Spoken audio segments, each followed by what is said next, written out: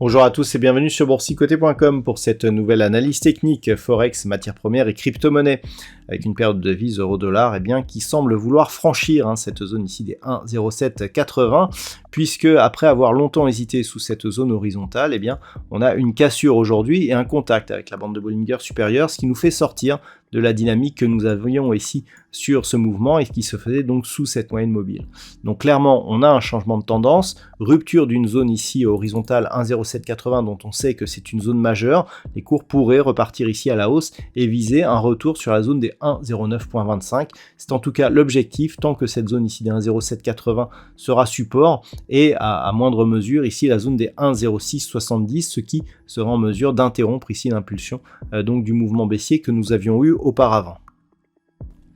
Sur la paire de devises livre sterling contre dollar américain et donc dans la lignée de la baisse du dollar que nous avons connue aujourd'hui, on constate là aussi un retour à un mouvement haussier. La zone ici des 1.2610 semble être sur le point d'être franchie et ce qui nous donne un pré-signal assez intéressant puisque par rapport à cette dynamique ici haussière, on voit que c'est cette zone qui avait plus ou moins été la résistance donc à la poursuite du mouvement. Donc clairement, on a eu ici une phase de consolidation qui a été temporaire.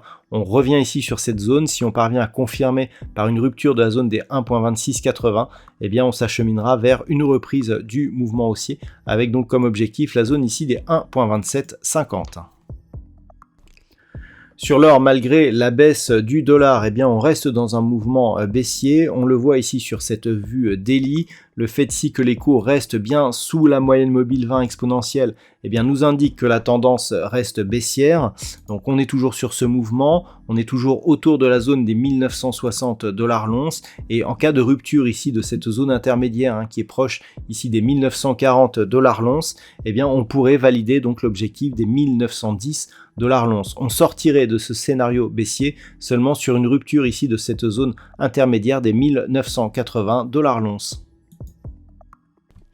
Au niveau du WTI, on reste sur une dynamique qui est assez fragile. On sent ici que les cours peuvent revenir sur la zone des 65,20 $ le baril.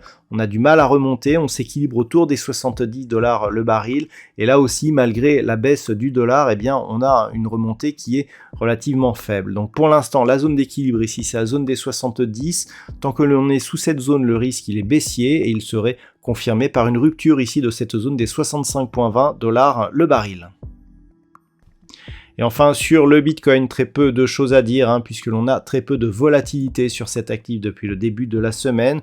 On reste là aussi dans un flux prioritairement baissier qui évolue sous la moyenne mobile 20 exponentielle.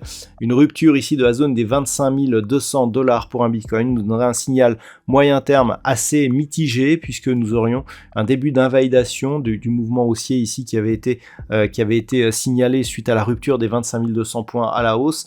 Le fait de revenir sous cette zone et que cette zone ne s'impose pas comme zone de support, serait un effet d'invalidation justement de ce précédent signal qui était fortement haussier sur un horizon de temps moyen terme. Donc à surveiller ici ce niveau des 25 200 $ pour un Bitcoin. Voilà donc ce que l'on peut dire sur l'analyse technique de ces principaux actifs de marché. Je vous souhaite de passer une très bonne soirée. On se retrouve dès demain pour d'autres analyses techniques, toujours sur le site boursicoté.com.